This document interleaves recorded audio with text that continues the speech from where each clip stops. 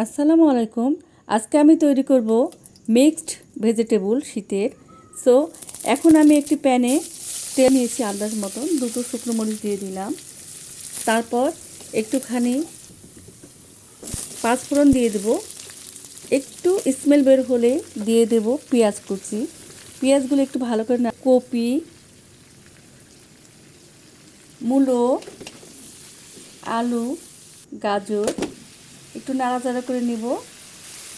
হলুদ দেব, লবণ দেব, আবারও ভালো করে নাড়াচাড়া করে নিব।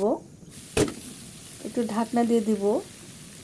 এর আগে থেকে কেটে রাখা বেগুনগুলো দিয়ে দেব। আদা রসুন পেস্ট দিয়ে দিয়েছি আগেই। এরপর নাড়াচাড়া করে ভালো করে কষিয়ে নিব।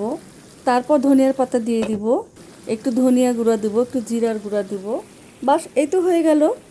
ভালো থাকবেন।